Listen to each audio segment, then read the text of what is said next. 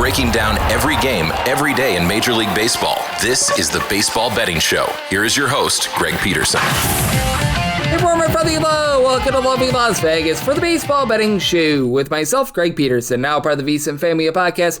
We've got an excellent podcast for you as we're going to be joined by one of our good friends, Scott Reichel, who does such great work over at the Sports Gambling Podcast Network. We're going to chat with him about what we've been seeing out of the New York Yankees without Aaron Judge. I know that they lost on Thursday, but overall it's been a relatively good run of things for them. Who might be their biggest competition out there in the American League? Additionally, we're going to be chatting with them about all that we're going to be seeing on this Friday card. In the final segment, going to get you guys picks and analysis on every game on the betting board for this Baseball Friday as we touch them all. If you have a question, comment, segment idea, what have you for this podcast, do have one or two ways we'll fire those in. First one is my Twitter/X timeline at gunit_81.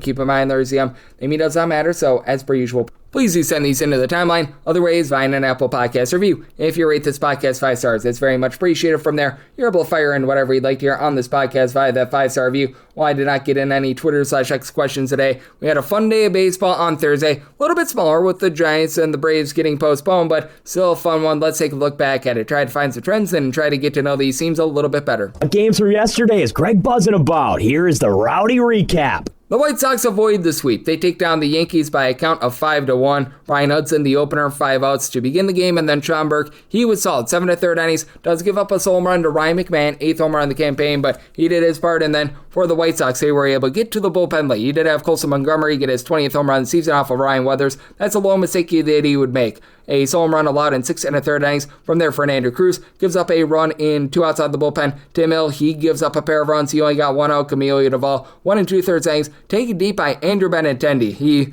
Camilo Duvall inherited runners from Tim Hill. He gives up a grand slam to Benintendi, 9th home run in the campaign. So the White Sox, 39-34, they continue to rock and roll. And for the Rangers, they got rock and rolled, 9-3. The Minnesota Twins get the job done here as Joe Ryan, nice start, not necessarily the longest, but 5 shutout innings. From there, you did have Justin Lawrence, who was really had a rough season, give up a pair of solo home runs. Ezekiel Duran, 5th home run in the campaign, and then Wyatt Langford, home run number 4 of the season. A little bit later on, you would have home run number 4 of the campaign for Justin Fovsky. It was way too little, way too late, as that comes off of Cody Lawyerson, gives up that solo run in his inning of work, but you had from there Taylor Rogers and Andrew Morris combined for a shutout inning. Eric Orze's shutout inning of his own, and Jack Leiter gets latered up, gives up a pair of bombs, 6 runs over the course of 4 innings. Trevor Larnach, 5th home run in the campaign, and then you would have Brooks Lee get his 12th home run season. Ryan Kreidler a little bit later on off of Cal Quantrill, 4th home run season for Quantrill, gives up a pair of runs in his 2 innings of work. Peyton Gray, shutout inning, and then you had Robbie Alstrom give up a run in an inning before Cole Winn cleans up the 9th inning scoreless. You had the Seattle Mariners be able to keep the Baltimore Orioles scoreless, 3-0 the final. Brian Wu says woohoo to an amazing start, 9 punch-outs, 7 shutout innings. Edward Bizardo, Andres Munoz, scoreless 9th and 8th innings. Meanwhile, Uncle Rico Garcia, after Shane Baz gives up 3 runs over the course of 7 innings, was able to land a shutout inning of his own, but the Seattle Mariners, just 5 hits in this game, more than enough to be able to get the job done. And for the Toronto Blue Jays, they just continue the demise of the Boston Red Sox.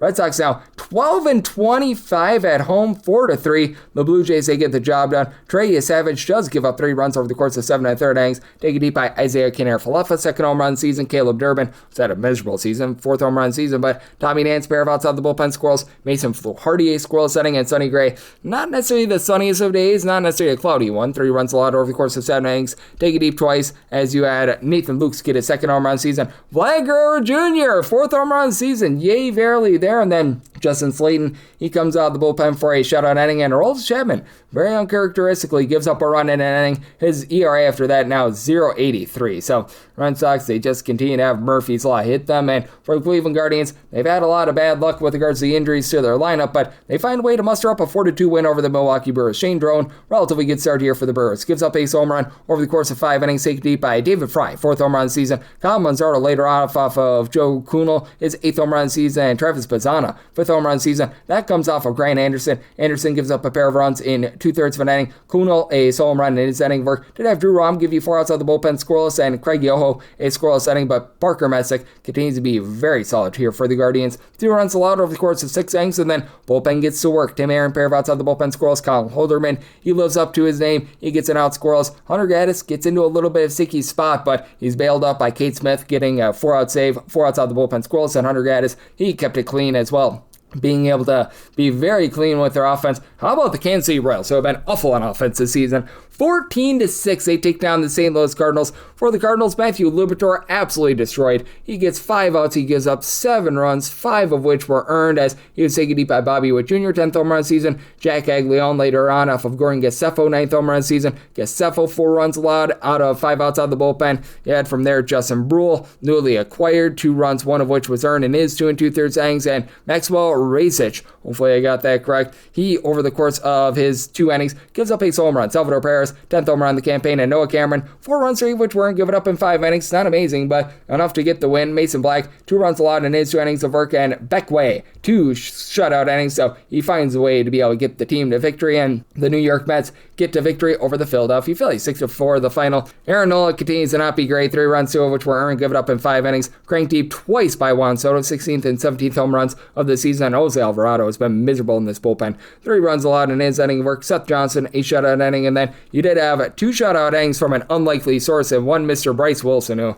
feels like he's been passed around like a basket of breadsticks here in Major League Baseball. And for the Mets, Sean Manaea, pretty okay. 3 runs, 2 of which weren't given up in 5 1/3 innings. Bullpen from there does their part as Devin Williams and Oscar Brisbane both give you a shutout inning. AJ Minter, pair of outside the bullpen squirrels, and Luke Weaver, he was able to get a shutout inning. And then the Athletics, they absolutely take it to the Angels to end the night, as this was not the start that Ryan Johnson was looking for. He gave up 5 runs in the first inning. He would settle down, gives up 5 total runs over the course of 5 innings. Cranked deep twice. Shea Langoliers, Shea bangs for his 19th home run season. Tyler Soderstrom, his 13th home run season. And then after that, no scoring whatsoever for the rest of the game as it landed 5-0 with Gage Jump not getting jumped. He only gives up 1 hit in 7 shutout innings. Mason Barnett, Horgan Harris, they were heroes. They both gave you a shutout inning. And hey, for the Angels, Brent Suter, 2 shutout innings. Ryan Zefrian, he was able to deliver a shutout inning as well. If you're taking a look at trend-wise, what we're getting in Major League Baseball right now, it has been a season of a lot of overs, but you look at the last 7 days, we've had more unders than overs. 43 overs, 47 unders, and no pushes along the way. Meanwhile, favorites on the money line have been cleaning house over the last 7 days, 52 and 37 on the money line. All but 7 of those favorites have covered the run line. Overall, the favorites are hitting at 55.7% for the year, 603 and 480 on the money line.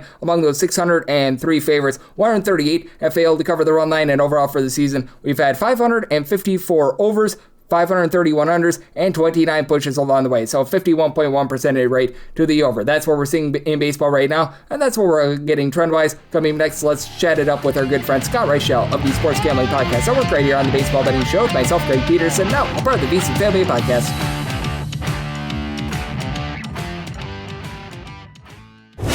Breaking down every game, every day in Major League Baseball. This is the Baseball Betting Show. Here is your host, Greg Peterson.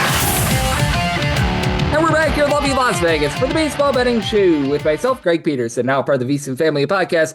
Always great to be joined by this man. We've got Scott Reichel aboard, one of the hardest working men that you're going to find in this industry, as he does a great job over at the Sports Gambling Podcast Network. He does the NBA, WNBA podcast for them. He's a part of the MLB podcast over on the Sports Gambling Podcast Network. Tennis, football, you name it, he does it. He wears about 27 hats. He does so also well. You're able to follow him on the old Twitter/X at his last name, Reichel, and then the word radio altogether, and I'll spell that out, Reichel. And Scott, always great to get you aboard. Thank you. Yep, thanks for having me. Great to have you aboard, Scott, and I've asked you this a few times when you've come on the podcast, and I'll ask you this once again. What do we make out of the American League? Because it feels like we actually have a little bit more clarity, because the fall-off for the Yankees without Aaron Judge this year feels like it hasn't been as drastic as it's been in the past, so I feel like we could sort of have them at the top, but I will say, outside the New York Yankees, it feels like we still have a whole bunch of question marks. Yeah, normally you get a fall off just in general. This year there has been no fall off. They've actually won 8 of the last 9.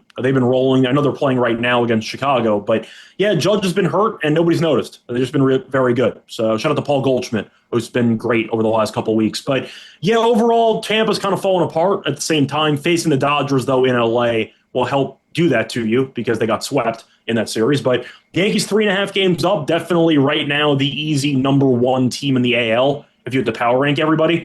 Now, the other teams, though, since Tampa's kind of fallen off a little bit, that's where you have potentially a massive gap between the Yankees and the other teams. But, yeah, we have a lot of close division races, so at least that's interesting. Yep, it certainly is going to be interesting. And I think that AL Central is so interesting because the White Sox have been one of the best stories in all of baseball. I don't know if they're going to be quite here to say, but certainly the offense has been there. Pitching is going to need to have a little bit of work. The Cleveland Guardians, they have been the top team in that American League for so long, but right now half their lineup is out with an injury. And I don't care how good the pitching is, but you have that little hitting. It's really difficult. And then the Detroit Tigers have been miserable all season long, but now they've got Tariq Skubal back. And as a matter of fact, he's going to be on the mound on Friday against those aforementioned White Sox. Yeah, I mean, Scubal was not great in his first start back. He didn't go much distance. I believe Schneemann took him deep for a 2-run homer. But for this one, I think I'm going to have to go with the under at 8.5 with this game. It's at -124. I still like it. But the Tigers' offense has been the story of the season because they can't hit at all. They've scored less than 3 runs in 4 of their last 5 games. Skubal's going. White Sox active batter has not been great against him. 45 plate appearances, 2.09 batting average, and a 244 on base percentage. No home runs by the active batters, but I think Skubal can go okay against this offense, but it's mainly the Tigers who just can't hit. 8.5 is way too high. I got to go with the under. Yep, and if you can get an 8.5, I like that much more than the 8, but certainly if you can get the hook on 8, I'm right there with you. And for Eric Fedde, he's been a little bit better than I expected this season. Might be a little bit of regression there, but Tigers lineup has not been producing a lot themselves. They are not like our good friend Scott Reichel, who always does a great job of producing. He's joining me right here on the Baseball Betting Show, and certainly that AL Central is going to be of intrigue. Another game of intrigue, in my opinion, is what we're going to be seeing out of these two American League teams. We got the Red Sox and the Mariners, and the Mariners are going to be taking the hardcore piggyback approach. I think that it's really going to be starting on Friday because we've got Bryce Miller on the mound. He's been piggybacked a lot by Luis Castillo throughout the season, and then you've got Ranger Suarez on the flip side for Boston. Right now, the total in most places is a 7 with the Seattle Mariners at a -130. Want to get your thoughts here because a lot of people, they don't know a lot about piggyback situations, what have you, but from what I've noticed for the Seattle Mariners, when they've tried this approach, it's actually been very successful. Yeah, it's worked. A bit difficult to actually prepare for player props. For the sake of totals, I like the under in this game at 7. It's at -120. I know it's mainly now at like 7 juiced or 6.5. But either way, Boston, I just said Detroit can't hit. Boston can't hit either. They've scored 4 runs in their last 3 games combined, including 3 runs today. So they can't score to save their lives. Seattle, though, did win 3-0 against Baltimore on Thursday. They've scored less than 4 runs in 5 straight. So neither team can hit. Miller, though, has been incredible this season, especially lately. He's allowed 2 runs over the past 3 starts combined. And Suarez going for Boston. He's been good on the road. A 2.65 ERA on the road. It's a low number, but neither team can hit. And we're in a Seattle ballpark where nobody ever scores runs. I'm on the under. I see a rock fight. I see a 3-1 type game. Yep, and Ranger Suarez has been one of the bright spots for the Boston Red Sox this year. The Red Sox are in several games below 500 because he's done a bad job. And hey, the Red Sox bullpen has been solid. The Mariners bullpen has been solid. So as long as he can still get a 7, I'm right there with you. I'm in on that under as well. And then I think that this one is going to be a fun one because we've talked a lot about the American League. The Baltimore Orioles are looking to rise up. That rise is going to be difficult here over the weekend, though, because now they face off against the LA Dodgers. It's going to be Trey Gibson against Roki Sasaki. And Sasaki, it's fair to say that he hasn't lived up to hype quite yet, but he's been better recently. The Dodgers on the money line are -190, which I'm not in the business of laying -190, but I'm seeing good plus money out there on the run line. Want to get your thoughts here because from everything I've seen out of Trey Gibson, he's been essentially a human pinata. Yeah, that's kind of how I view it. I got to go with Dodgers -1.5 here, +114. The Orioles have not been good recently. They've lost 4 of their last 5. All 4 losses were by 2+ runs. It has not been pretty. Dodgers, though, we know are great at home. They're 25-12. Orioles 13-22 on the road. Sasaki got shelled the last start. Before that, though, he was pretty good for about a couple weeks in a row. But at home, he's been fine. But it's mainly wanting to fade Gibson. Last 2 starts, 9 innings, 9 earned runs, 6 walks allowed. Dodgers just swept the Rays. Now, all 3 wins were by exactly 1 run, so it did not help the run line purposes. But +114 fading Baltimore, I think is a very good price.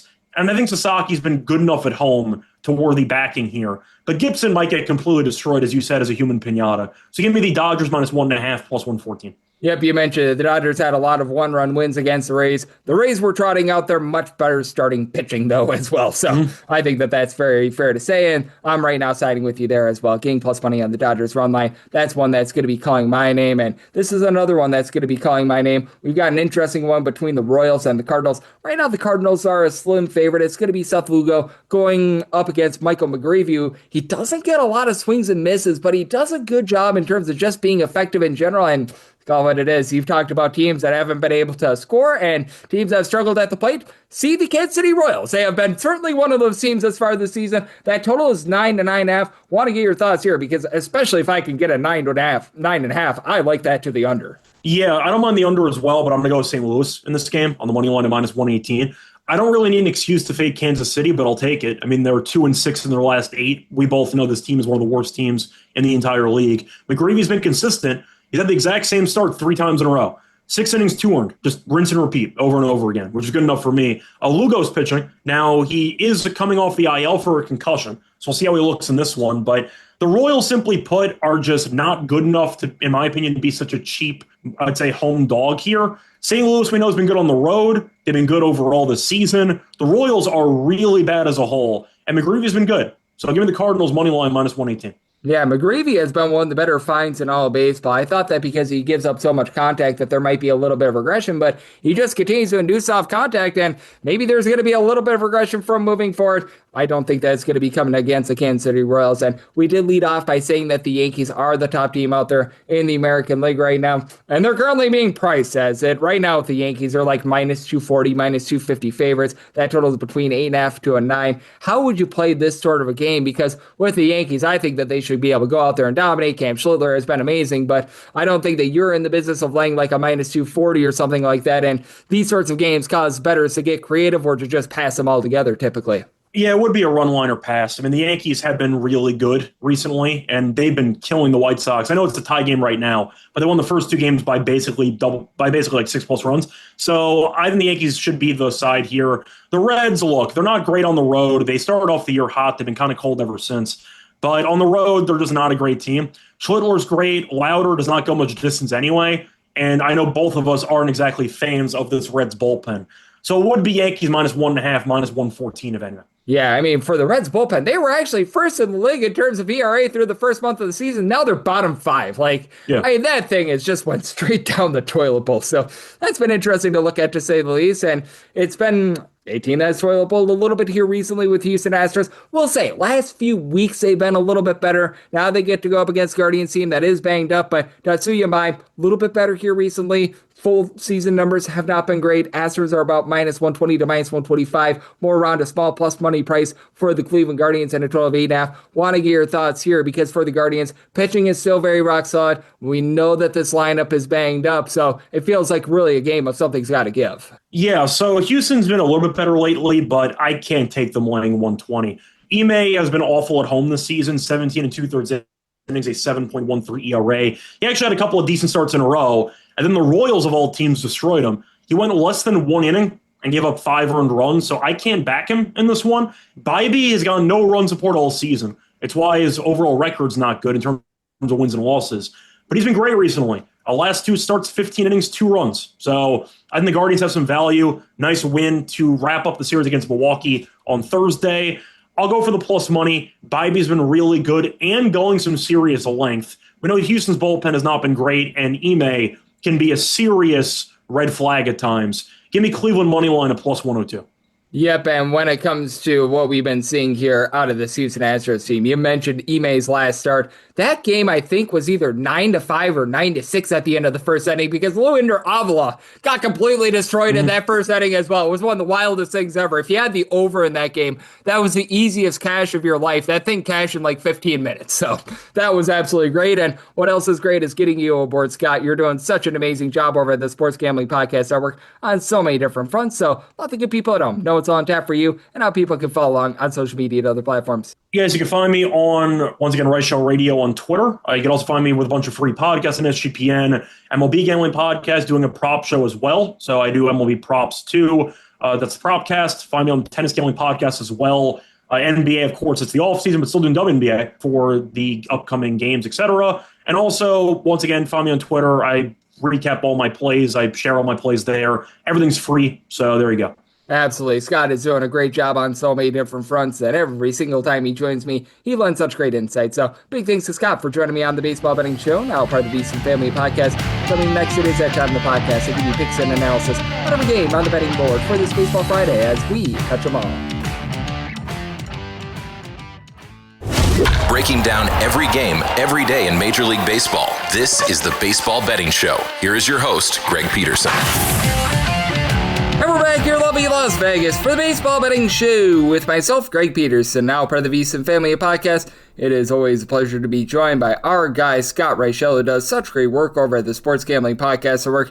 He does a little bit of everything, whether that be taking a look at baseball, tennis, basketball, you name it, he does it. And every time he joins me, lends such great insight. So, big thanks to Scott for joining me in the last segment. Now it is that time of the podcast. I give you picks and analysis on every game on the betting board for this Baseball Friday as we touch them all. If a game is listed on the betting board, Greg has a side and a total on it, so it is time to touch them all. Do note that, as per usual, any changes that are made to these plays will be listed up on my Twitter/X feed at @GUnit_E1. We're going to be going in the Las Vegas rotation order. This is where we go with the National League games first in time order, then the American League games in time order, any interleague games. Those are going to be at the bottom. That'll keep things all nice, neat, clean, and easy. We start off with a game that's off the board, and we've got a few of these, 951, 952. It is the San Francisco Giants on the road against the Marlins. We do know that Landon Roop is going to be on the bump for the Giants. Still to be determined on the bump for the Marlins. That's why this game is off the board. And for the Marlins, they've been trotting out their Lake Bakar as either a starter or,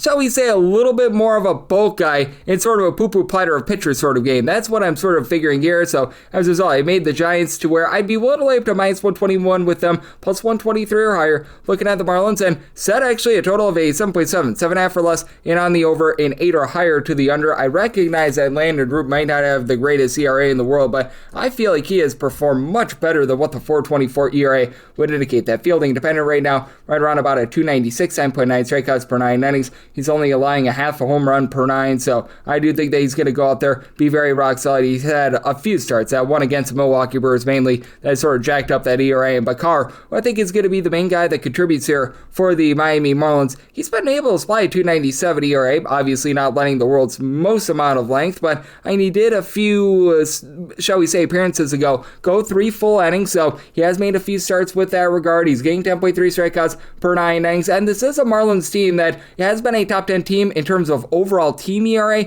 At home, away from home, they have an ERA as a collective that's north of a 5, but the team is in the top 10 in terms of bullpen ERA. You've had John King be the king of give you a sub 350 ERA. Michael Peterson, great name. He's been able to do a relatively solid job. You've had a few issues with Calvin Fauché, but he seems to be straightening it out. Biggest thing is Pete Fairbanks has been a little bit rough for this team. And then you do take a look at the Miami Marlins, and this is very much a small ball team. You've had Xavier Edwards hit just below 300. Otto Lopez has been hitting well above a 300, but other than really Liam Hicks, who's been able to give you 13 plus home runs, right around about a 350 on base, nobody's really giving you a double figure amount of homers. This is still a team that averages about 4.46 runs per game at home. That's right around about league average. They are going to need a little bit more from Kyle Sowers, who hasn't been himself. Owen Casey hitting below a 230. Roberto Hernandez is starting to give you a little bit of something, but Jacob Marcy, guys like this, they just have not necessarily been amazing. And for the Giants overall for the season, they're in the bottom 12 in terms of run creation, but lo and behold, here in the month of June, albeit they were the beneficiaries of a few series, the one in Colorado mainly, but that said, they're putting up right around about 5 runs per contest. Willie Adames is now giving you a double figure amount of homers. Now he and Rafael Devers still giving you an on-base percentage that is below a 300, but they've been able to round in form. Bryce Eldridge is giving you well over a 300 average. He has been very good for the team. Casey Schmidt, 15 plus home runs. He's hitting above 270. All of a sudden, Matt Chapman is giving you about a 345 on base as well. Jungle Lee's hitting above a 300. Maybe not the most power in the world, but you've got guys that are moving the line for the bullpen. They've been right around about league average in terms of their ERA. Again, I do think that Roop is going to be able to go out there and give you a relatively good appearance, but that said, if you need to go to the bullpen, JT Brubaker's been able to give you a sub 3 ERA. Sam Antiges has been pretty solid. Caleb Killian starting to show a little bit of regression, but all in all, these guys have been able to do a relatively solid job. So 7.5 or less in on the over, 8 or higher the under with the Giants. I'm going to lay up to a -121 with them, plus 123 or higher. I'm going to be looking at the Miami Marlins. 953, 954 on the card. It's the Brew Crew. They're going to be on the road against the Atlanta Braves. The Miz, Jacob Mizorowski, is on the bump for the Brewers, and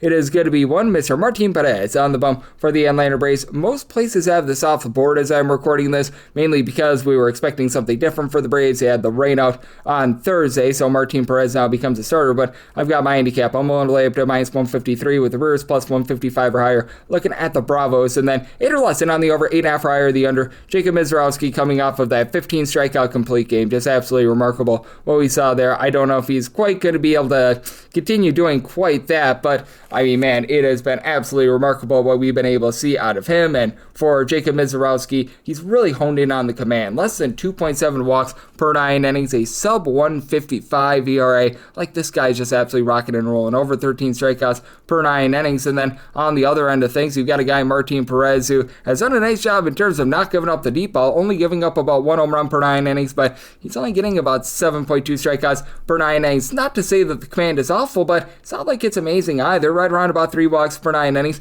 Faces off against the Milwaukee Brewers lineup that has been one of the best in all baseball. As a matter of fact, they are currently a top 3 team in terms of run creation, over 5.3 runs per game. This despite the fact that they're a bottom 7 team in terms of home runs on a per-at-bat basis. You just have so many guys that are moving the line. Jake Bauers has been an incredible find for this team, as right now he's been able to give you 14 home runs, right around about 370 on base, and you just look up and down the boulevard at this lineup. Yeah, they had to trot out their Blake Perkins, who hasn't been great, but typically you've got Garrett Mitchell in there. When you've got your normal guy and Garrett Mitchell in there, pretty much like all but one guy in the starting lineup has give you over 335 on base. Jackson Chourio, Christian Yelich since coming off the injury list have been solid. Whenever you get Andrew Vaughn out there, he's been good as well. He's been dealing with injury all throughout the season, but even someone like a William Contreras has been nice. And then for the Atlanta Braves, this team has been a top 7 team in terms of run creation. Recognize that they've had a rough last week or so, but still, you've had Matt Olson continue to about a 265, 270, 20 plus home runs out of him. Drake Baldwin is off the injury list. He did have a home run in that series against the San Francisco Giants. He's been able to hit darn near 300. So Michael Harris sitting at 300. He's been able to give you a double-figure amount of homers. So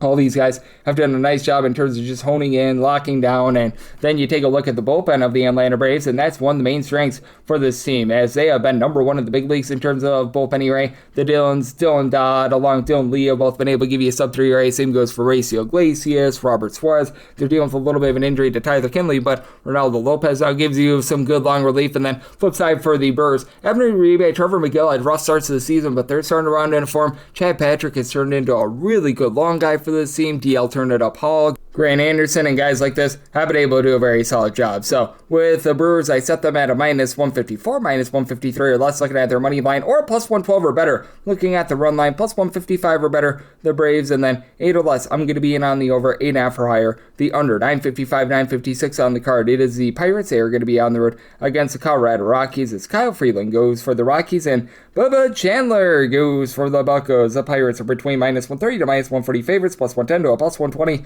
Then around Colorado, 11.5 is the total. Under is minus 115. The over is minus 105. And I do like the over. I saw my total at a 12.1. You've had some command issues this year for Bubba Chandler. Now he is getting 9 strikeouts per 9 innings. He's only giving up about 1.1 home runs per 9 innings as well. But you do have to have your trepidations with him, because he has been giving up the 5.4 walks per 9 innings. But that's nowhere as bad as Kyle Freeland has been this far this season. 7.98 ERA, 2.1 home runs allowed per 9 innings. And out of 30 Major League Baseball teams, the Rockies are 30th in terms of bullpen ERA. They are getting Victor Vodnik off the injury list, but he's been shaky, posting up an ERA that is well north of a 6. Additionally, you've had Juan Mejia, Jaden Hill start to have some regression. I like what I'm seeing out of Seth Alverson. He's been able to do a relatively solid job, but man, other than that, it's been very, very shaky with regards to many of these guys in the bullpen. And then on the other end for the Pittsburgh Pirates, you don't mess with Johan Ramirez, has been messed with. Now, for the Pirates, they've been a team that's been slightly below average with their bullpen ERA. I think that that'll improve now that Carmen Molzinski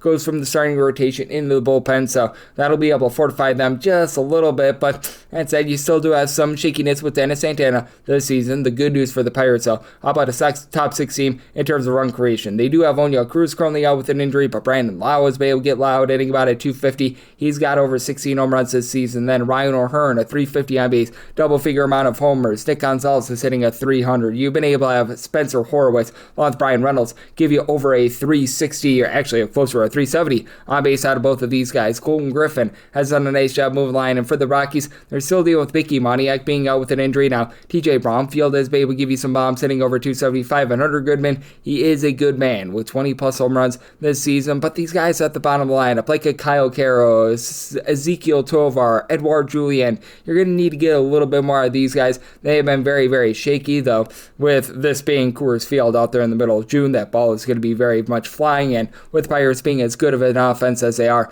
I think that they absolutely take it to the Rockies here. I'm going to be willing to take a shot here on the Pirates at them. As a matter of fact, at a minus 177, and like the over, somebody told 12.1. 957, 958 on the card. The Chicago White Sox, they are going to be on the road facing off against the Detroit Tigers, as you've got Mr. Tarik Skubal going for the Tigers, and Eric Fetty Wap is on the bump for the White Sox. White Sox, who find themselves as underdogs, are between plus 185, seeing as good as plus $2 out there. Meanwhile, minus 215 to minus 232 is the number on Detroit. 8 to 8.5 is the total on the 8. Over is minus 115. The under is minus 105, and on the 8.5, under is minus 125, and the over is plus 105.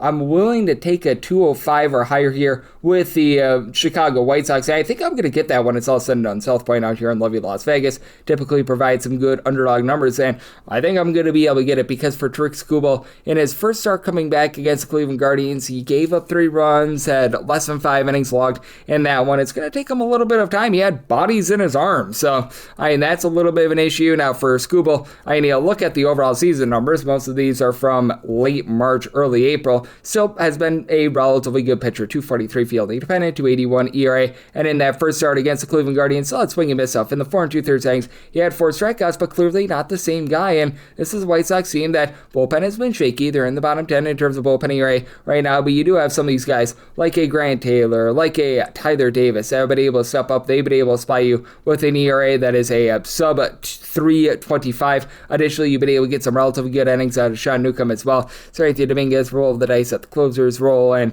you have some of these guys that they've been mixing and matching as long guys that just have not been great, but you do take a look at the other end for the Detroit Tigers, and it's not like they've been a great bullpen as well. Will Vest has been supplying an ERA that's been hovering right around about 4 for much of the season. They've been dealing with a lot of injuries. Bert Smith is on the injured list. Brian Herter is right now banged up. I like Kyle Finnegan, but he's right now one of the few reliable guys for this team. Additionally, Kenley Jansen, not a guy that you can trust in, and for the Tigers, they have been a bottom 8 team in terms of run creation this year. Now, Gary Carpenter is off the injured list. That's going to be able to help this team out moving forward, and additionally, you've been able to have Kevin McGonigal, Riley Green, and newly off the injured list, Gleyber Torres, all be able to give you at least a 370 on base. Dylan Dingler has been able to give you 16 plus home runs this season as well, and while Spencer Torkelson has been able to give you a double-finger amount of homers, he's only aiming about a 215, so you need a little bit more there, and for the White Sox, they can be a little bit all or nothing. Their main boom guys, Miguel Vargas, Colson Montgomery, 16 plus home runs apiece. Montgomery only hitting about a 225, but for Miguel Vargas, he has been incredible, 363 on base. You're going to need a little bit more from the bottom of the lineup, the likes of Albreda Montgomery, Luan Acuna, Edgar Quiero. These are guys in between like a 210 to a 195, and they're really not giving you a lot of power, but Chase Meadroff, 350 on base. You've been able to get a bit of something out of someone like a Randall Grichuk as well, so I do think that for the White Sox, they have a chance to be able to pound their way to victory, even with Eric Fetty probably getting whopped in this game, and don't be surprised if they utilize an opener for him as well. The White Sox have been doing that all throughout the season. For Fetty, 450 ERA, about a 584 fielding. Depending on 1.9 home runs, 3.5 walks per 9 innings, only getting about 6 strikeouts per 9 innings. But that said, if I can get a plus 205 or better with a White Sox, which I think I will, I'm going to be in on the money line. And I did somebody tell you here at an 8.2, so as long as I can get an 8 or better, I'm going to be in on the over. 959, 960 on the card. It is the Cleveland Guardians. They are going to be on the road against the Houston Astros. Tatsuya Mai is on the bump for the Astros, and Tanner Bybee goes for Cleveland. 8.5 is the total. The under is minus 115, and the over is minus 105. For Houston, they're between minus 120 to a minus 130, and between plus 105 to a plus 112 is that number on the Cleveland Guardians. For the Guardians, I set them more around a plus 125, so I'm going to be willing to lay with the Astros. I did set them at a minus 125, and with this Houston Astros team, it does feel like they're starting to turn it around. Tatsuya Mai really felt like he came into his own during that shall we say, piggyback no-hitter where they had like 3 different guys contribute to it, because for he had a really tough time being able to adapt to the States. I feel like the pitch clock, that was really hurting him quite a bit, but he's been able to look a little bit better recently. I recognize that he's coming off of a last start where he gave up 5 runs, but still 3 earned runs or fewer in 4 out of his last 5 starts. For 6.43 ERA, close to a 5.24 fielding dependent, 9.5 strikeouts per 9 innings, the 6.2 walks per 9 innings, but should be able to take it to a Guardians lineup that I'm not even kidding when I say this. They have scored 35 total runs in their last 12 games. Like, Jose Ramirez is currently on the injury list. Chase Slaughter is right now banged up. They've had a few guys be able to step up. Like, Austin Hedges is actually hitting .325 on base. He's been one of the worst hitters in all of baseball over the last few seasons. And Brian Rocchio, David Fry, they're offering right around about a .350 on base, but Ano Martinez is right now your main man with regards to power. He's been dealing with injury as well. Like, you're trotting out there Stuart Fairchild, who's sitting below the middle line at 200. Stephen Kwan has been absolutely awful in this lineup. You just don't have any power whatsoever. Daniel Schneemann is right now one of your top home run hitters. Now, the Guardians are going to have a leg up with regards to bullpen. As for the Astros, they continue to be a bottom 10 team in terms of bullpen ERA, but it's actually been significantly better over the last few weeks. Getting back Josh Hader has been very big. Brian Abreu has just had a miserable season. 6.66 ERA. That's not where you want to be. Aniel De Los Santos as well, over a 4.20 ERA. But Steven O'Kerr, Brian King, they've been solid. AJ Blubaugh has rounded into a little bit of a better long guy. And then for the Guardians, Cade Smith did get expended quite a bit in the game yesterday. So something that you do want to note. Sean Armstrong, he's been solid since coming off the injury list. He and Tim Aaron both give you a sub 350 ERA. Matt Festa, Hunter Gaddis are starting around in a form, but they've been a little bit shaky throughout the season as well. And certainly, I do think that the Astros are going to be able to provide much more boom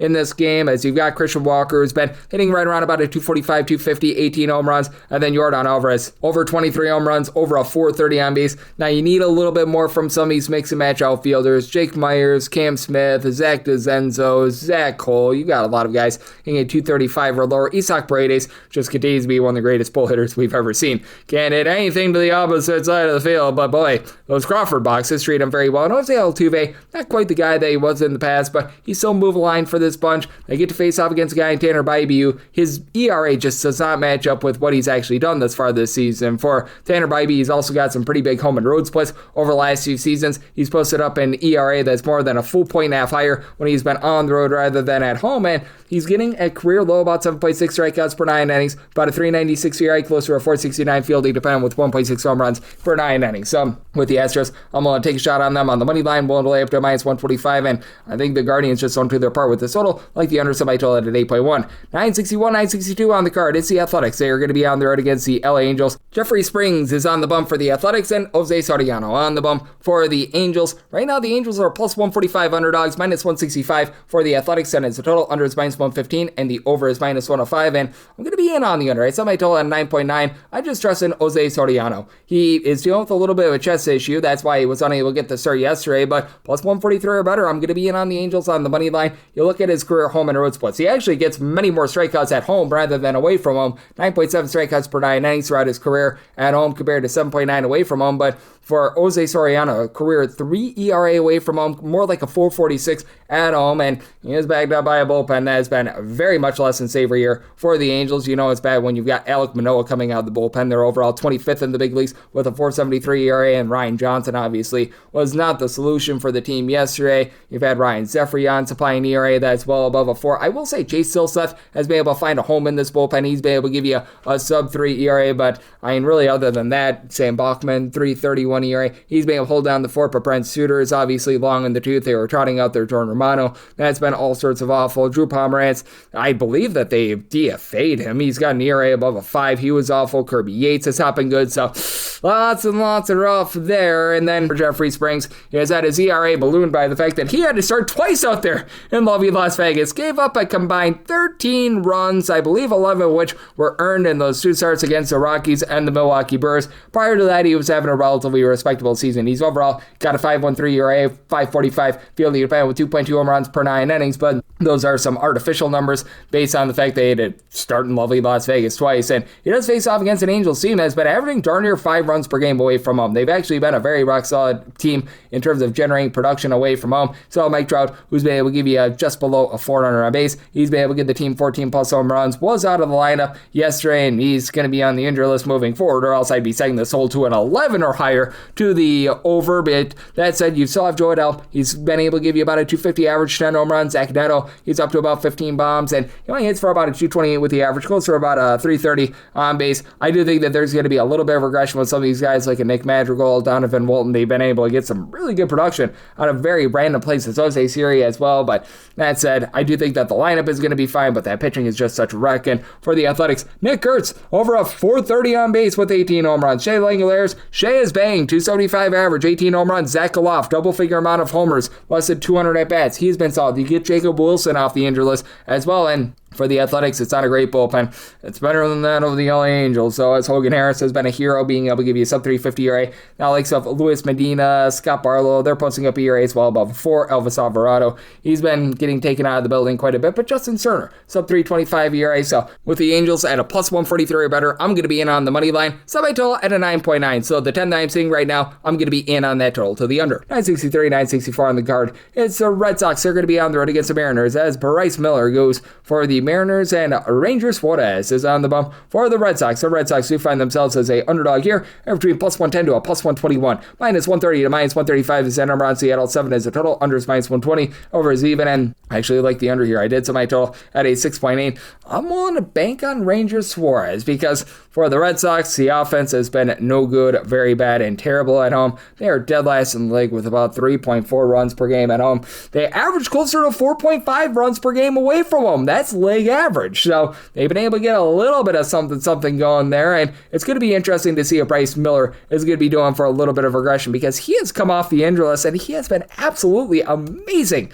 for the team. Right now for Bryce Miller, he's applying a 154 ERA. Obviously, he's been in a lot of piggyback spots with Luis Castillo, and that's what we can expect in this game. And for Luis Castillo, he's been far worse than our good friend Mr. Miller. 295 fielding dependent, only 1.3 walks and 9.3 strikeouts per 9 innings for Miller, but for Castillo, even though he's been good in these piggyback situations, he still does have a 5 ERA thus far this season. He's been giving up about 3.4 walks, 1.2 home runs per 9 innings. 425 fielding dependent does point towards a little bit of positivity, and facing off against the Red Sox team has not been great at the plate. Certainly does as well, but that said, for the Red Sox, I do think that you're going to be able to get a little bit more of the team moving forward, as you've had Jaron Duran since May 1st give you a double-figure amount of homers, so only about a 270 on base. Wilson Contreras, he's up to a double-figure amount of bombs. He's been able to give you about a 385 on base, and then you do have these guys like Mickey Gasper, Weiler Abreu, Cedon Rafael, Masataka Yoshida, who have been able to hit for about a 320 to a 340 on base, so getting a bit of something there. Isaiah Kiner-Falefa, 345 on base,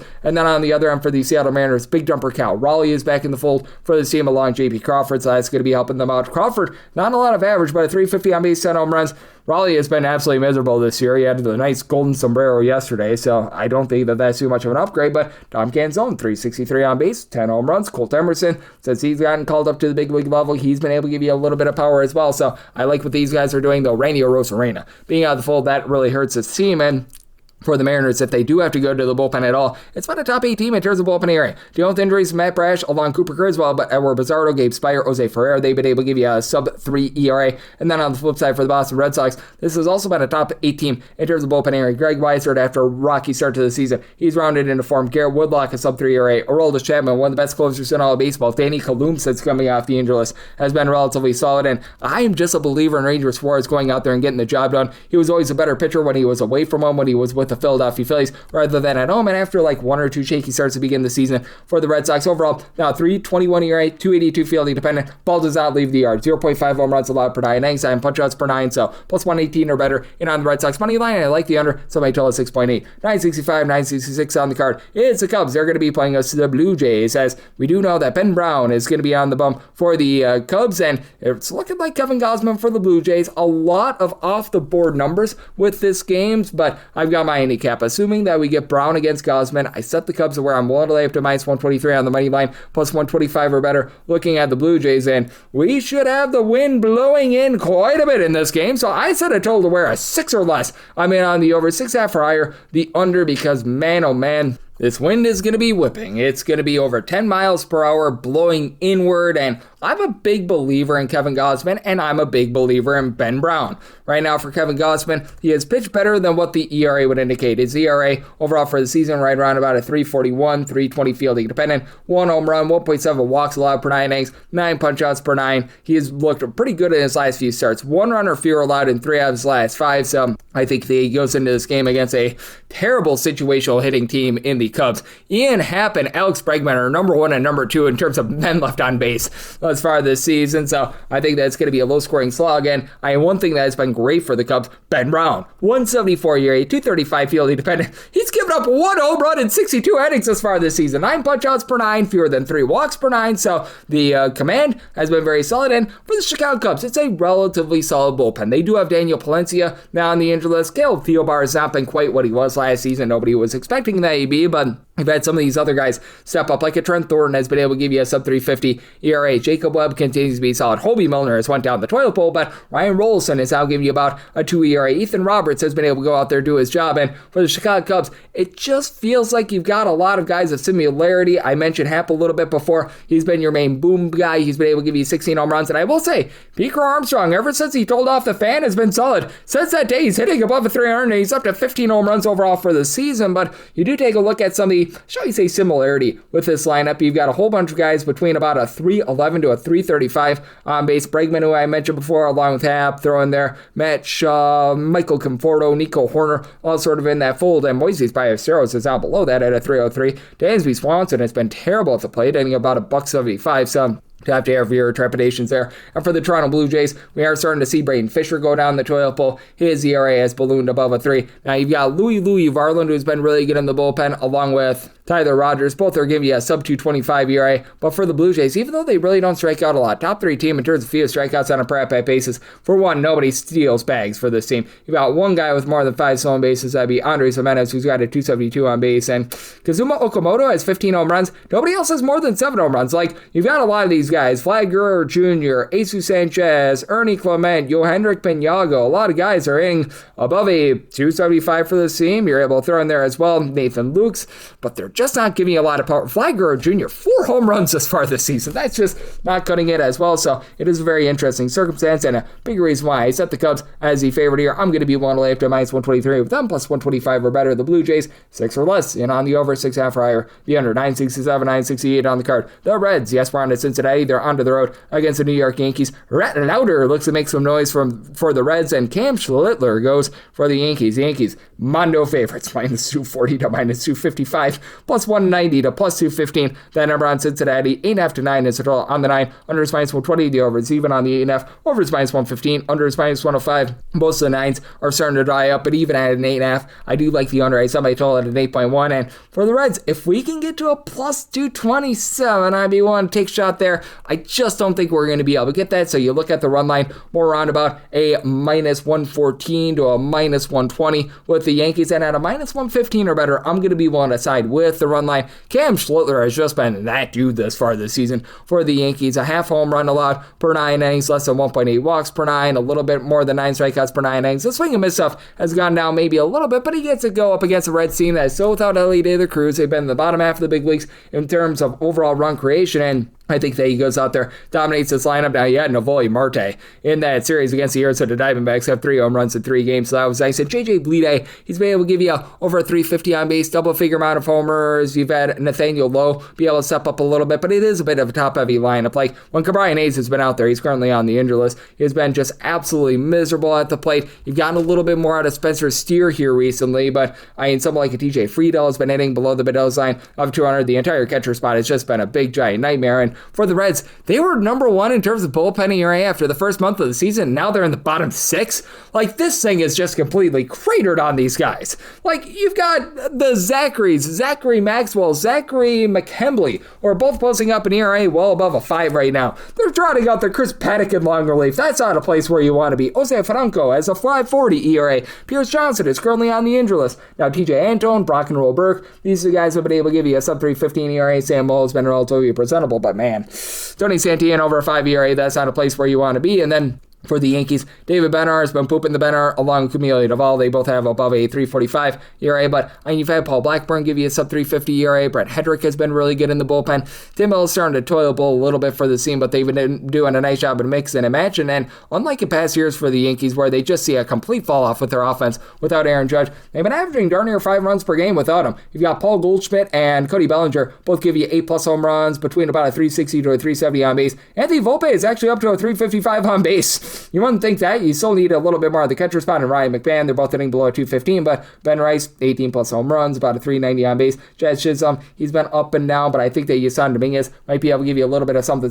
as well. So if we can get a minus 115 or better, I'm going to be in on the run line, especially with Rhett Lauder, only getting about 7.2 strikeouts per 9 innings. We'll say keeps the ball in the yard, about 0.6 home runs per 9 innings, but still posts up a 4.60 ERA, has had a few command issues, so I'm willing to side with the Yankees on the run line and this total to the under. 969, 970 on the card. The Rays are going to be playing with the Nationals. Cade Cavalli goes for the Nats, and Griffin Jacks getting jacked up for this start. As for the Rays, you're going to be finding them as a pretty slim favorite here. You're going to be getting them between minus 114 to a minus 125, between even money to plus 105 is that number on Washington. 7.5 to 8 is the total on the 7.5. Over is minus 120, the under is even on the 8. Over and under both at minus 110, and with the Nationals, I set them out at minus 121. I think the wrong team is favored here. For Cade Cavalli, he has pitched better than the ERA would indicate, as he's not giving up a lot of bombs, and he's getting some swing and miss. 3.98 ERA, closer to a 3.42 fielding independent, 9.8 strikeouts, 0.7 home runs allowed per 9, and the walks have come down as well. Only 3 walks per 9 innings allowed, as he has given up a grand total of 7 walks over his last 5 starts, so I like the way that is rounding into form. And for Griffin Jacks, he has been much better as a starter rather than coming out of the bullpen. He is naturally a little bit more of a starter because that's where he started out his career with the Minnesota Twins, as they tried to convert him to the bullpen, and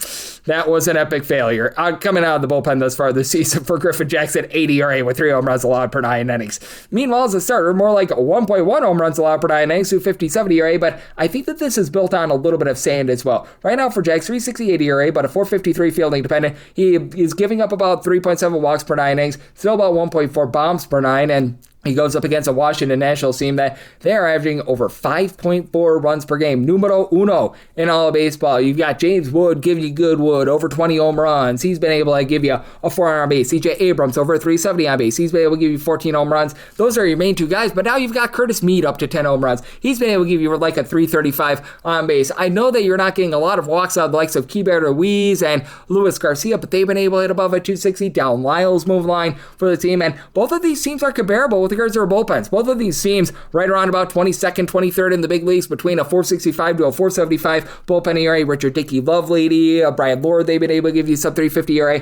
for the Nationals bullpen. BJ Poulin, who they've utilized as an opener a little bit, he's been solid. Orlando Rebaltas seeing a little bit of regression, but he's been fine. And then for the Tampa Bay Rays, they've had a few guys just go down the toilet bowl. Cole Sulzer over a 4.50 ERA right now. Garrett Clevenger just has not been good this far this season. Casey Lugumina, sub 3.50 ERA in a Rays uniform. Brian Baker has been a solid closer, and Cam Bouger says they picked him up. He has not given up any runs. Meanwhile, for the Rays, they've been a top 10 team in terms of run creation. Richie Palacios has given you about a 350 on base, but you really have 3 main guys for this team. Jonathan Aranda, Junior Caminero, along with Yandy Diaz. I'll give you at least 11 home runs. I'll give you at least a 370 on base. Chandler Simpson does a good job in terms of swiping some bags. Ben Williamson has been able to move the line, so they think that you get some runs in this game. I like the over set my total at 8.1, and with the Nationals getting plus money, I'm in on the money line. 971, 972 on the card. It is the Rangers. They're going to be playing us to the Padres, as one Mr. Randy Vasquez is on the bump for the Padres, and Jacob deGrom is on the bump for the Rangers. Rangers between minus 155 to minus 162 favorites, and between plus 134 to a plus 142, that number on the Pods. 7 is the total. Over is minus 115. The under is minus 105. If we can get closer to a plus 148 on the Padres, which I think we're going to get when it's all said and done. I do think that when the dime lines come out, we get a plus 150 or so. I'm going to be in on the Padres on the money line. As for San Diego, it has been an up and down season. The offense just has not been great, to say the least. As a matter of fact, out of 30 Major League Baseball teams, they are 30th in the league. A more respectable about 4.25 runs per game away from home. At home, that's fewer than 3.6 runs per game. And for the Padres, no doubt about it, you just want to have a lot of pop. Fernando Tatis Jr., 2 more home runs than Greg Peterson. That's not a place where you want to be, but he's moving line. He's giving you about a 340 on base. You've had Gavin Sheets along with Manny Machado be able to give you a double-figure amount of homers. Now, for Manny Machado, he's hitting a $177 this year. That's just not great. you've had the likes of a Xander Bogaerts, Jackson Merrill, the entirety of the catcher spot, the now injured for the season Ramon Laureano, Sung-Min Song, all these guys hitting at 230 or lower. Jake Cronenworth, who knows when he returns, but he's hitting a $144. I mean, it's been terrible with this lineup, but you've got a top 4 team with regards to bullpen ERA. Everyone gives the shine to both Mason Miller along Jason Adam. These guys have a sub-2 ERA. They're the 8th and 9th inning punch, but Yuki Matsui has been able to give you a sub-225 ERA after a terrible start to the season. Audrey Morejon has been looking better. Bradley Rodriguez, he's been able to give you a 210 ERA, so these guys have been able to do a relatively solid job. Now for Randy Vasquez, he is doing for a little bit of regression. 363 ERA, closer to 447 fielding dependent. He's getting about 7 strikeouts per 9 innings, but he is giving up about 1.3 home runs per 9 innings, and you do have home and road splits when it comes to this Rangers team as well. As for the Rangers, they have been awful with their offense at home. 3.5 runs per game at home, third worst in all baseball. More respectable, about 4.3 runs per game away from home, but that has to do with the injuries as well. They were dealing with Wyatt Langford along Corey Seager being on the injury list. Seager still has not had a great season, but it seems like he's starting to round into form a little bit more. And Wyatt Langford did go deep yesterday, so that helps out. You've got Jock Peterson give you about a 345 on base. You've had Joshua Foscue be able to move line. He's hitting about a 275 along with Ezekiel Duran. Nicky Lopez has been in that fold as well. Jake Berger is giving you a double-figure amount of homers.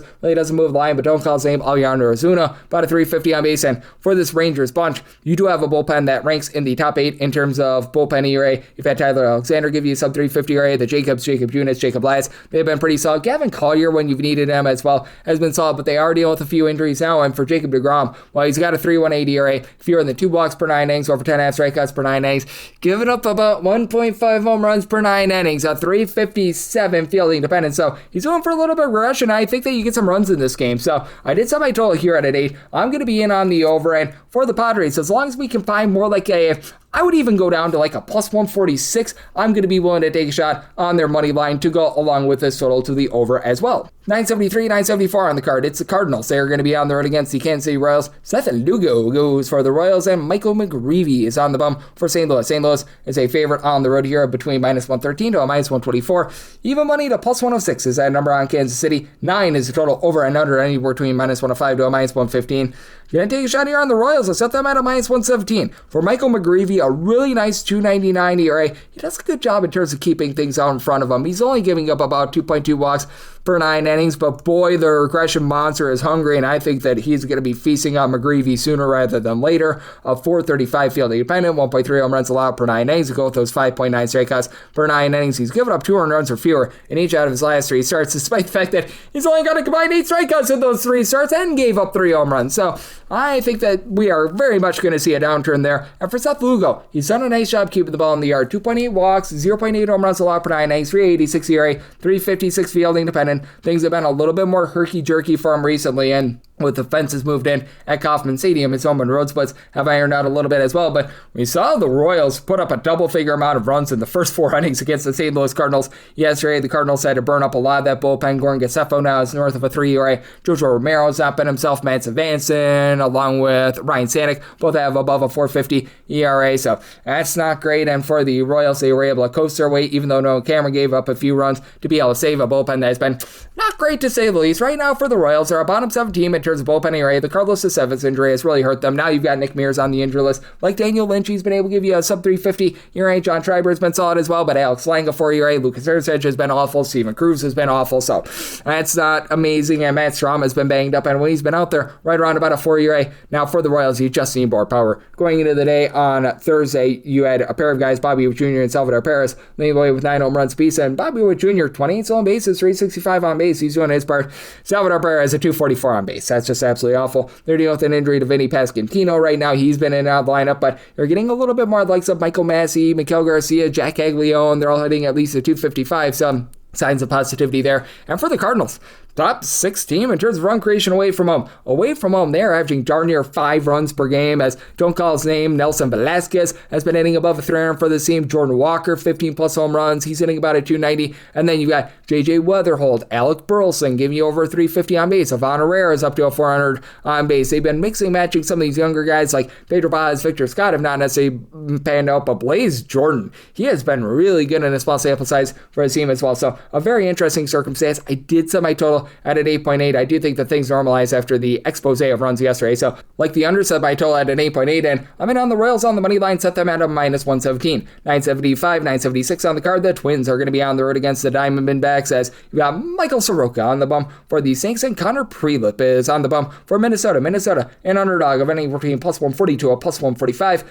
minus 155 to a minus 172 is that number on Arizona. 8.5 is the total. Over and under, both at minus 110. I'm in on the over, so my total at an 8.9. Now, Connor Prelip, I think, is due in for some positivity. It's just been a rough season for him, to say the least, as he's got an ERA above a 5 in his rookie season. But that said, he has been able to give you some relatively good swing and miss. 9.2 strikeouts per 9 innings and 0.9 home runs. 3.6 walks per 9 innings are relatively respectable numbers, but he has given up 4+ runs in 4 of the last 5 games. Now he has to pitch out there in the desert, and for the Arizona Diamondbacks, it's not quite the same offense that we saw last season, but do have a pair of guys in Ketel Marte of the Marte Parte along Corbin Carroll, who have been able to give you double-figure amount of homers. For Marte, not the same on-base percentage that he's had in past seasons, but you got Corbin Carroll give you over a 360 on base, and it's a team that's dealt with a lot of injuries. Getting back Jordan Lawler, who's been hitting darn near 300, that's going to be able to help things out. Ryan Waldschmidt, in a small sample size, has been able to about a 260. Jose Fernandez, a little bit teeter-totterish, not going to give you a lot of power, but he and Iliarmo Vargas in between about a 255 to a 265, and Nolan Arenado, he could easily be able to give you a little bit of power. 8 home runs. He's been in a little bit of a funk recently, but he's still been a pretty positive player for the team for the Diamondbacks. Right around about a league average bullpen in terms of ERA. I just still don't trust in Paul Seabold at the closer's role, but that's it. Likes of Kevin Ginkel, Taylor Clark, Ryan Thompson, or Juan Murillo. These guys have been able to give you a sub-3 ERA. Heck, Brandon Garcia has been able to give you a sub-3 ERA. Trey Jemison is not a good long guy. That's not a place where you want to be, to say the least. But overall, it's a bullpen that's really been able to find their way, especially with Brandon Pfaadt now being out of the fold. And for Michael Soroka, he has pitched better than what the ERA would indicate. Soroka has done a nice job in terms of mowing them down with regards to his strikeouts. He's up about 9 strikeouts per 9 innings, a 3.11 ERA, giving up only about 0.7 home runs per 9 innings, 2 walks per 9. The field independent is sub-3, so I think that he's going to be able to go out there, give you a relatively good performance here against a Minnesota Twins team that has been very wobbly with regards to what we've been seeing out of this lineup. You've got Byron Buxton, who's been the mainstay, 22 home runs. He has been hitting above a 270, and I will say, you've been able to get quite a bit more recently out of Royce Lewis. The start to the season for him was absolutely miserable, but ever since they recalled him from the minor leagues, he has been a completely different player. You take a look at him in the month of June, ever since they did recall him, he's been able to do a pretty solid job, giving you a few home runs, 3 home runs in 10 games, and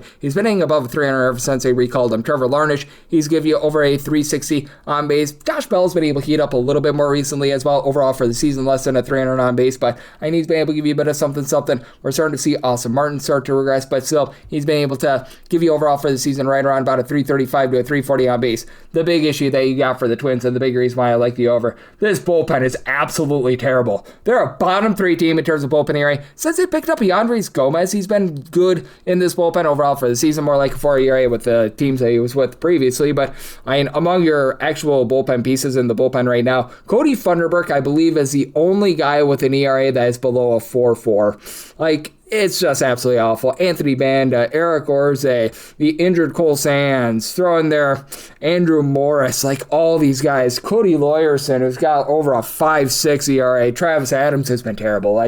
Nobody can hold it down whatsoever, and I do think that with Prelip and his walks issues, you get Sox out at the start early, and the Diamondbacks take it to them. For the Diamondbacks, I set their money line price at a minus 172. I was willing to take a plus 120 or better on the run line, and right now that run line is more around about a plus 125 to a plus 130, so taking the Diamondbacks on the run line, I do like this total to the over. Wrap things up with 977, 978 on the card. The Dodgers play host to the Baltimore Orioles. Trey Gibson is on the bump for the Baltimore Orioles, and Hiroki Sasaki for the Dodgers. Dodgers between minus 182 to a minus 190 favorite. If you're looking at the run line price, more around about a plus 110 to a plus 115, and the Orioles between plus 155 to a plus 165. Total on this game is 9.5. Unders between minus 110 to a minus 120. Overs between even a minus 110. Give me a shot here on the Dodgers run line. I set it at a minus 118. For Hiroki Sasaki, 300 runs or fewer, given up in 6 out of his last 7 starts. I recognize that the full season numbers are still a bit less than savory for him. 4.76 ERA, fielding dependent, in line with that as he's given up 1.6 home runs, 3.5 walks per 9 innings, but back above 9 plus strikeouts per 9 innings. He's had 7 plus punchouts in 3 out of his last 5 starts as well against some really good opponents, so I like what I'm seeing there. And for Trey Gibson, he gives you absolutely no swing and miss whatsoever. He's posted up more walks than strikeouts this far this season. 5.5 walks, 5.1 strikeouts per 9, 5.91 ERA, 6.38 fielding independent. Not a place where you want to be. And he gave up 6 runs to the San Diego Padres in his last start. They're dead last in the big leagues in terms of run creation. And now you have to go up against an LA Dodgers team that, I will say, they've actually been a more formidable offense when they've been away from home rather than at home. Dodgers right around about 6 runs per game, away from home closer to about 4.6 runs per game. At home, you know that these guys are going to produce sooner rather than later. Shohei Ohtani continues to give you well above a 4-arm base. He's been able to give you a double-figure amount of bombs. We're starting to see Freddie Freeman really round into form. He's back up to 11-plus home runs. He's hitting above a 270. Kyle Tucker, he's been a little bit of a waste of money thus far this season, but you've got Andy Paz, Max Muncy, who both been able to give you 14-plus home runs. Both of these guys are hitting above a 250, so I like what I'm seeing there. Dalton Rushing has regressed a little bit at the catcher spot, but he's still been relatively solid. For the Dodgers, they become more of a league average team with their bullpen ERA. We're starting to see some issues. Sanders Scott has been a little bit more shaky over the last 30 days. Jack Dreher has his ERA well above a 3. Will Klein continues to be solid. He's been able to give you a sub 225 ERA, but we are starting to see a little bit more, shall we say, up and down, especially with Blake Trinan not necessarily being amazing, but for the Baltimore Orioles, they themselves are a bottom 10 team in terms of bullpen ERA. Like, you've had Uncle Rico Garcia along with Yunior Cano both be able to give you a sub 325 ERA, and after that, Andrew Kittredge, Keegan Aiken, these guys well above a 5 ERA.